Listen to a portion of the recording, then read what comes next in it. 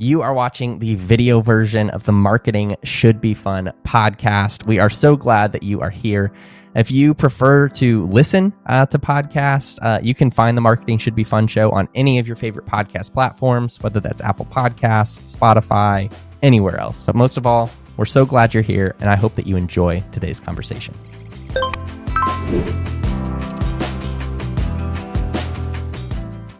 It's fun, yeah. Oh, marketing. This is our new Wow. jingle up front. You've got that on recording. Okay.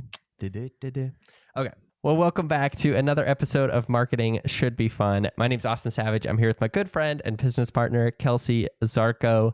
Kelsey, hello. Hello. Happy podcasting day. Happy podcasting day. Yay. Yay, indeed. It's going to be so fun. Kelsey, you know what? We're going to dive right into our this or that, and it's going to be awesome because I'm like 63% sure we've already done this. So if we have, please let me know. That's a random percentage, but I feel good about it. Well, I had to calculate it in my head, just to be like, it's not 62, it's not 64, it's 63. There is a newer kind of like wine bar in our community here in Bloomington. And my wife and I are thinking about potentially stopping by there tonight on a date night. Yeah. And got me thinking just about wine in general. And I am curious, red wine or white wine? I don't think we've done this before. I don't think we have. You really don't think so? I don't think so. I feel like I'd remember it, Okay. but maybe I'm wrong. Either way, red wine for sure for me. Really? I Were feel you like that surprised? surprises me. I feel like you would be a white wine person. I know most people, I feel like, think that I drink like I do. I drink like more sweeter, possibly like girlier drinks, but I love red wine. Matt's dad kind of got me started on it. He is like very good at like knowing different wines and recommending them. And he got me started on Malbec, and that is my favorite one. I love it. So red wine. Oh, interesting. Yes. Okay. Great choice. I would say the same thing. If I have to, wine is definitely not my favorite like drink of choice. I just feel like it gives me a head, like even if I only have like a little bit, it gives me a headache a lot. Yeah. Which is, I don't know if that's a normal thing. Maybe I feel like depending on the quality of wine too, I feel like a lot of people say that where you just don't feel as good after you drink it. Yeah, I don't know. It's really weird. Like I just don't really experience that with like other stuff, but I do enjoy like a nice Cabernet. That's I would say that that's probably my favorite because it kind of reminds me of like, I mean, it's very different obviously from what it tastes like, but any kind of like rich sort of drink like that just reminds me of like coffee. Like I kind of enjoy that sort of like darker, just, kind of warm, I don't know, sort of drink. It's the same way like drinking like a stout or something like when I'm like, I was just thinking drinking beer. Like I just enjoy. Yeah, I don't know. It's just like that full bodied kind of flavor is really fun. So yeah. Love it.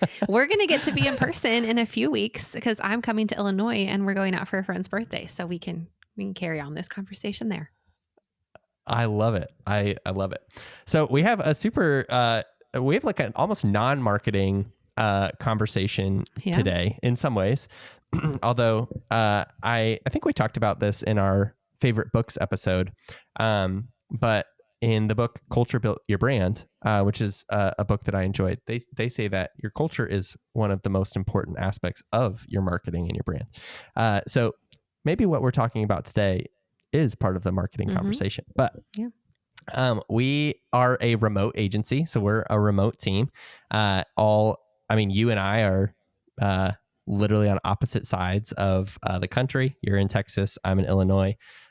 Some of our team are also in Illinois and Texas, but we have worked with people in Ohio, in other parts of our state that are not close. We've worked with people in California.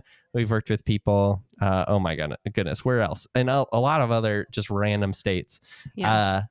And we wanted to talk about that today. We wanted to talk about like how we lead a remote team, which obviously has become a larger conversation ever since 2020, as most people have kind of been pushed to do that. And we just wanted to share, 5 tips for leading a remote team. So what initial thoughts do you have before we jump in? I just can't remember. I mean, I probably can remember, but I can't imagine life like without remote work. I mean, I even think about my husband's job. Like we took his current job because it had an option for him to work from home part of the week, or we would have said Yeah. no because that's like so important to us. So it is just funny to think about kind of how that conversation has changed and what it means for different companies. And I think it's a great topic to dive into because it affects, so much of work and life. I feel the exact same way. I know that like in my job before this one, it was almost 100% remote as well. And so I feel like even in the way I was like launching the agency, it was like, it wasn't even an option in my head to like not have a remote company, like as I was thinking about it. But that's not the case for everybody. Like I think especially, when you have, and this was the hard transition, I guess, for most people is, when you have 5, 10, 20, 30, 40 years, operating a business a certain way, or an organization, it's very hard to make that transition to allow for remote work or to just emphasize it or encourage it, and to just kind of know what shifts need to take place in order to make that possible. So honestly, like some of our tips today won't be 100% contextualized to your culture, like your unique situation, but at the very least, I hope that these just help you kind of make that a possibility, if it's something that you're considering. So I just saw too, this is really random, I just saw that HubSpot, they have kind of done that dual kind of work model. And they just released data that they have seen no difference in productivity between whenever their employees are in person at the office and when their employees are remote. And I think that's like super, super interesting, like just to see that kind of modern data in that way. Yeah, that is very interesting. I wonder just like how that data would look across the board in a lot of places. Even for myself, I almost feel like I'm more productive sometimes when I'm at home than if I have to be, like when I'm in an office setting, there's people to talk to and things to do, but same thing happens at home too. Yeah. So there's a lot of nuances there. Totally. Yeah, I know. I kind of feel that way too. So anyways, let's dive into our tips. These are 5 tips for leading a remote team. Our first one is that systems are your best friend. I think like what comes to mind first for me for this is like we talk about Asana all the time, like on like, products we use and things that, things that kind of keep our business afloat. And when it comes to just like leading a remote team, honestly, like a project management system for us has just been the key way that we do that. Cause like not only should you have one, no matter what, no matter how large your business is or, what industry you're in or however your business is structured, it's just a very clear way that like, you're going to have less meetings on a remote team, or like you should have less meetings on a remote team. And that's just a way that you can just keep tasks and communication really, really clear, and just kind of leverage a tool like that to make systems, make processes, make communication really consistent and really clear. So true. We have one tool that we use called Loom, and it always tells you like how many hours of meetings that you saved yourself. And I just, every time I log in, I'm like, oh, that makes me so happy. But it is true. Like there's just a lot of different balances and things that are happening there with a remote team. And so anything that can be cohesive and can be clear and can just save like, hey, let's, everybody hop on a meeting or everybody come over here is just so much more clear and allows for just better quality work because you can stay in the zone and all of those things. But I love Asana as well. That was the first thing that I thought of when we kind of wrote this bullet point down.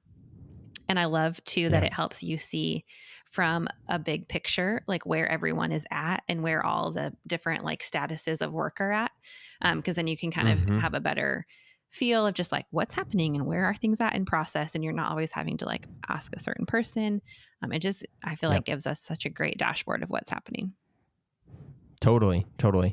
Yeah, it's just like so different because like in an office setting, right? Like you can have those moments where you pop into somebody's office and say like, "Hey, I wanted to give you the overview on, this task," or like you can, have those sort of casual kind of moments of conversation, or hop over to a conference table for a second and chat about something.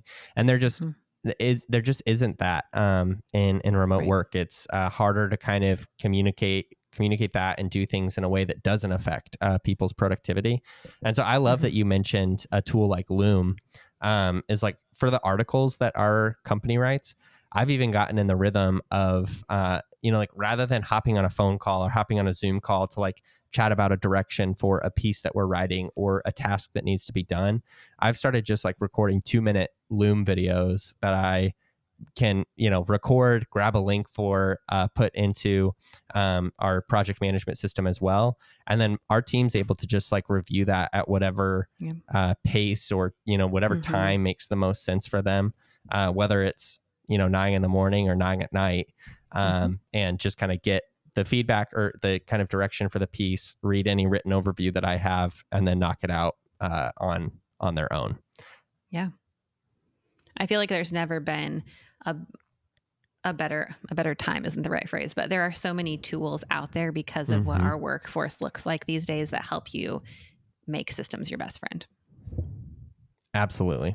I love it. So the first tip there is systems are your best friend. Anything remote, the more you can systemize it and make that communication clear, the better. The second kind of principle or tip that we have is that this should be true, really. I mean, for any business, but it's especially true on a remote team. Is that this shift is kind of affecting not only the location that people are doing their work, but it's affecting kind of the perspective that we need to have of how our team is working as well. Is that this is really kind of a shift away from kind of controlling how people work and how they accomplish the tasks before them, and just making sure that they are doing whatever they are responsible for within whatever kind of time frame they need to complete that task. So I know that we really take the approach of we want to hold our team accountable for what they're producing, and just the overall accountability for the role that they have on our team, but we do not want to hold them accountable to how they are working or functioning on our team. Like we have people who it just makes more sense for them to work later in the day, and so we are kind of fashioning our systems to make that possible for them, because that is when they're not only going to do their best work, it's when they can give us the most focused work. And we make sure that we have clear communication so that they have what they need beforehand, and we're able to kind of work together cohesively. Even though we're not all working at the same time, we're still able to accomplish what needs to be done. This is honestly my favorite thing about working for our company. I mean, I've told you that before too, but I think we're seeing this shift in our society in general of knowing that there's more to us than work. I think that's always been true, but I think we're really seeing people embrace that concept. But it's really hard to do that and to live that out if you are, having to function in this product centered, like be a robot, get your stuff done, work from 9 to 5. Like that doesn't always work for everyone. And so I think it's really cool that we can embrace that in remote work. And I hope that continues to be something that bleeds into more and more companies and industries. I know it doesn't always make sense, but when it does, I feel like it has opened people's eyes. Even for, I like volunteer with a organization that serves single moms. Like that's huge for single moms to be able to work in those pockets of freedom. And so I just think it's really cool, not only for what that means for our agency, but just kind of the workforce in general right now. Yeah, absolutely. I mean, like the one exception to that is just thinking of like, important meeting times and things like that. Obviously, those are going to be times when like the time that you're working overlaps.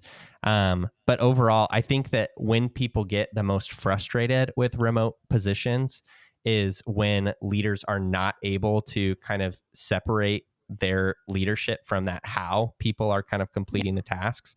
And so then they start micromanaging, or they start feeling like they have to have like conversations with people because there's kind of those differences in time frame or workflow or those kinds of things, rather than focusing on how you both can support each other in leveraging what works best in accomplishing kind of the task before you. So I think it's an important just kind of brain shift from a leadership perspective, especially in how we are holding our team accountable moving forward. Yeah. And I think we're having some of the conversation is around like the time of work, but obviously the how of how you work can mean so much more than just when you are. So holding your team accountable for quality versus the process is really, I think, powerful. So the second one there is that we want to hold our team accountable for what they produce, not how they produce it. The third kind of tip that we have is that we want to be intentional about team connection. And I want to kind of like add a sort of caveat to that, is like, without being gimmicky, I think too, is like, we want to be really intentional about team connection, but we also don't want to like waste people's time in a sense. And, this is where that kind of same perspective of like maybe doing less meetings and, things like that is, that's kind of the classic, like you see all over TikTok, like people who make jokes about, like taking a shower during their like team meetings, or like, like just like doing things because they feel like the meeting doesn't matter. And those are things that we want to avoid. It's obviously harder in like corporate settings when you have a giant team to, do something like that. But just thinking through like, is this actually serving people? Is this actually helping us build connection, or is this actually helping us move towards a goal and, moving forward from there? But I know for us, like that just looks like, taking the time to, sometimes we'll do like all team calls and, we don't do them as often as maybe we would like to, but it's just a great kind of check-in opportunity for everyone to just kind of see who else is on the team, to connect with other people and just kind of have those opportunities. I know, especially for like our team members that are kind of most core to our processes, or who kind of do the most with us, we're taking the time to, have those kind of one-on-one conversations, giving feedback and just having those moments of just connection to just check in even on a human level of like, how are things going and all of that. But what does this bring to mind for you?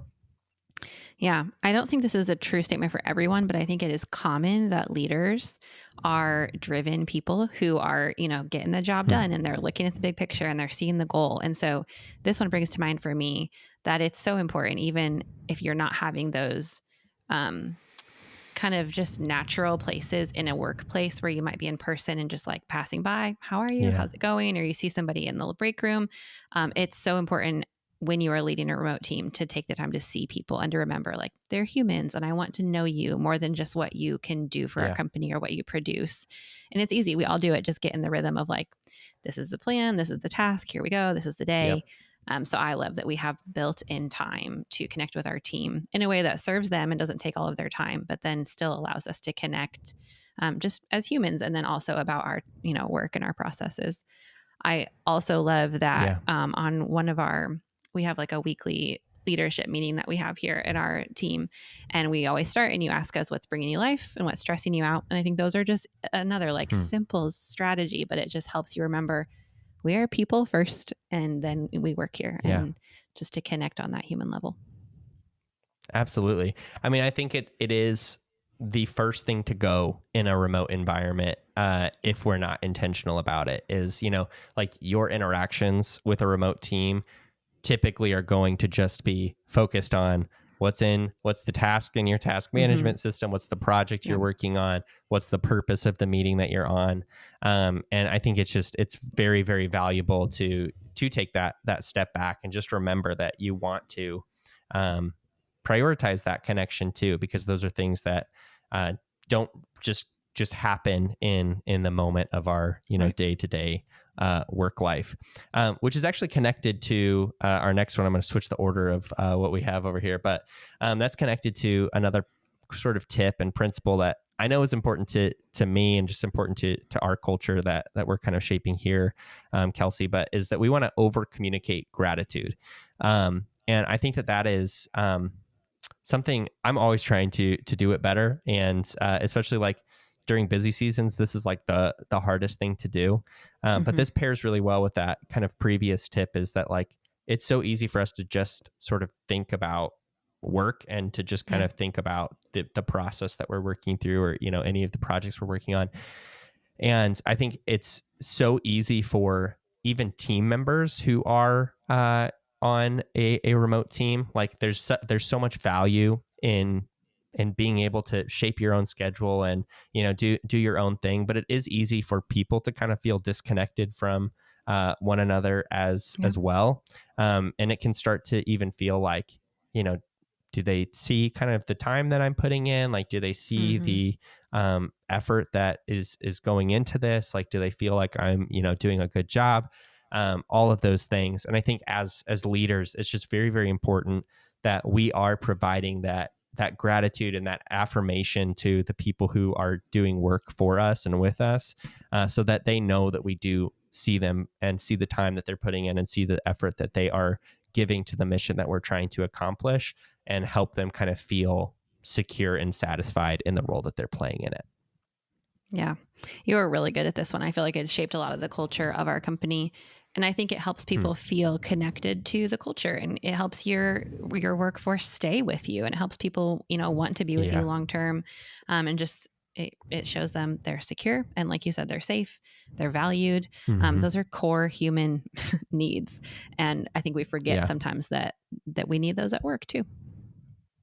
Yeah, it doesn't. And it's like another one of those things that like doesn't happen without intentionality, right? Like, it's not one of those things that like, oh, like they are going to feel like we are grateful for them just because, we're paying them for their work, or, we gave them like we liked their comment on something, or, anything like that. It is really something that we have to take the time to say like, thank you so much for the time you spent on this, or like, you are so great at fill in the blank, or I'm so grateful for the perspective that you brought to this project, because I wouldn't have thought of that on my own. Like just thinking of those encouragements and gratitudes that we can give to our team, really, I mean, it shapes our culture, and it helps people feel more connected to the mission at the end of the day, which is really important for a remote team. So love it.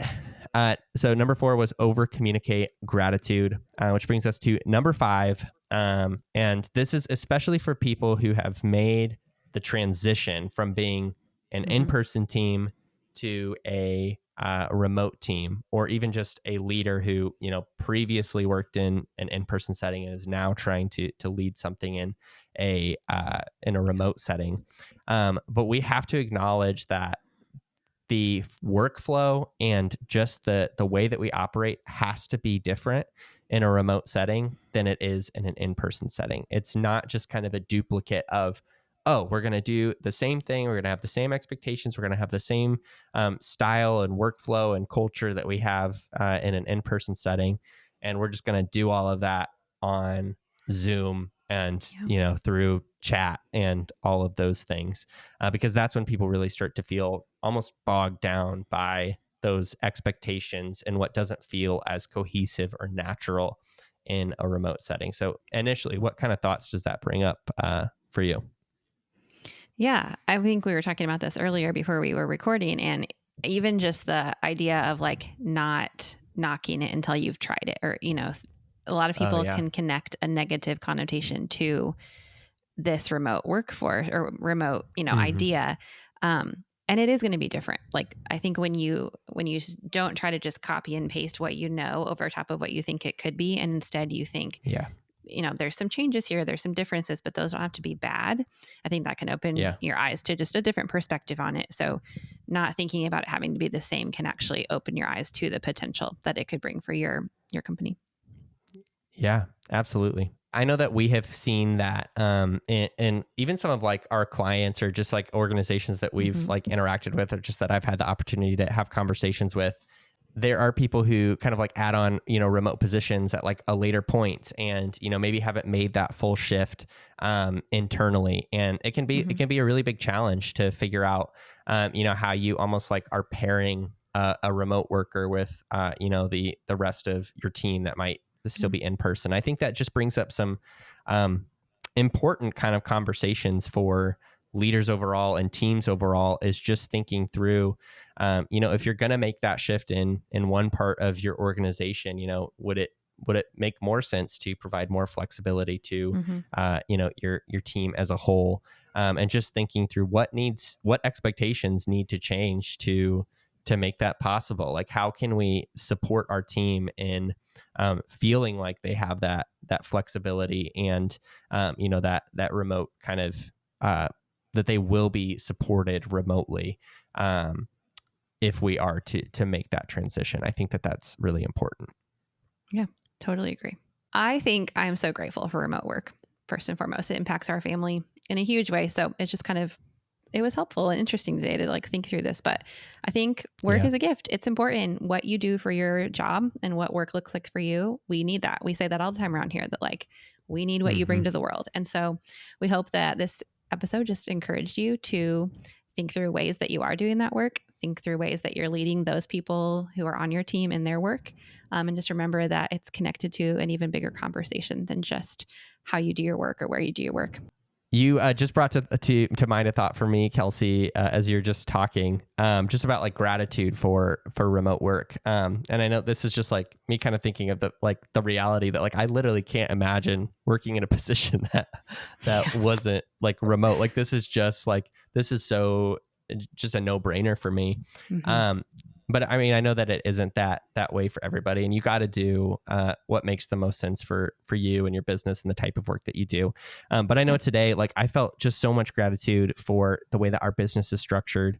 And like I came into the office today and we had a meeting, and I got to do kind of some focused work, and then I had to run home later in the day, and I just brought my computer with me, and I had somebody coming by the house to look at some stuff, and I was just sitting on my back porch just kind of working, and then I moved to my island and I was working for a little bit, and then when the person who had to come do some work in our house left, then I jumped back in the car and I went over to a coffee shop for a little bit, then came back to the office and was working. And just for like the way that I work, like that's just really helpful, because like nobody needs to know any of that. Like you it doesn't affect the work. I didn't know any of that. Yeah. And I was working with you all day and I didn't know that.